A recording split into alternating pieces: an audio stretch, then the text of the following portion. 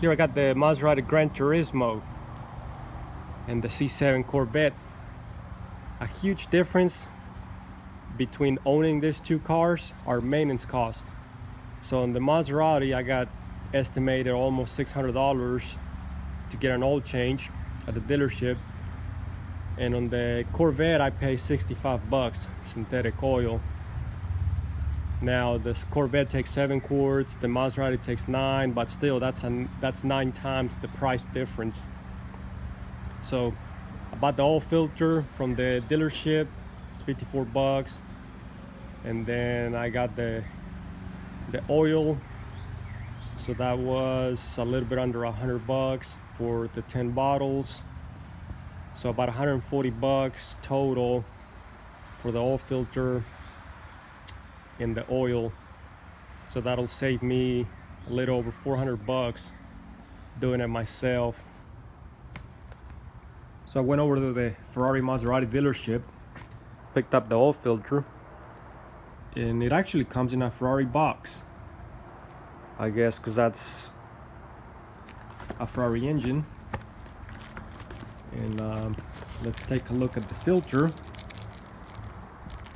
And this one's kind of interesting. It comes sealed.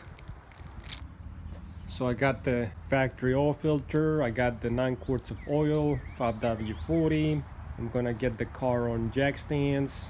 So I'm not gonna call this a tutorial. I mean, I don't have a lift, but at least you'll be able to get an idea on how it looks underneath in case you want to try it yourself.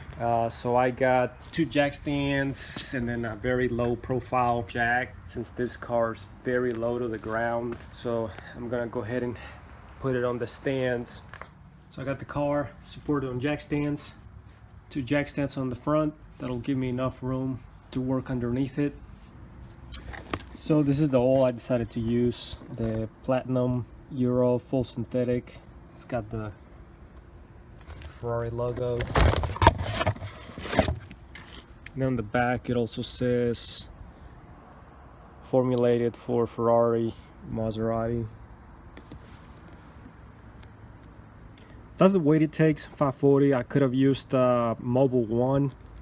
That was another one of my choices, but my local parts store, Napa, was able to get this for me. And I also found it on Advanced Auto Parts, so I just went ahead and used this Pennzoil oil. So this car has this cover down here that's got to be removed to access the oil filter, but it's just 5 bolts, so that's really easy. And then the drain plug's right there. Alrighty, so I got the oil filter replaced, got the oil draining right now, so just letting it all just drip out. So this car has a little drain right there, so this is just so you don't make a big mess, because they could have easily just left that out, but that's just to prevent making a big old mess when doing an oil change. Because on a lot of cars they don't have it as easy as this, so this is actually really thoughtful just for the technicians. So here I have the drain plug. The tip is magnetic, so it's a good sign not to see any kind of metal, so that's very good. So I'm gonna go ahead and put the drain plug back in now that the oil's had its time to drain. So the car's off the ground. Went ahead and put all the 9 quarts of oil in there. So this was pretty simple. It's like a normal car. The engine has a oil pan, so the oil gets splashed around like a normal car, so it's a wet sump system. So a lot of the high performance vehicles are the dry sump, but this one's just a regular wet sump. And it's got an old dipstick. A lot of cars nowadays do not have it, so just old-fashioned technology. So that really ain't nothing to it. I've worked on a lot of cars where the filter's really hard to get to, and then the ones where you gotta go in the instrument cluster and check your oil level. But this is pretty simple. I know the first time I paid $380, I was kind of nervous about doing it myself, so I went ahead and paid for the service the first time. But after seeing just how easy it is to do it, I'll just end up doing it myself from now on. I just don't see the value in spending $600 when this is just like on a normal car. So I like this filter design, how it has those grooves. I think Maserati makes a tool to grab the filter, but it also makes it easier to grab it for grip. So pretty easy to get to it.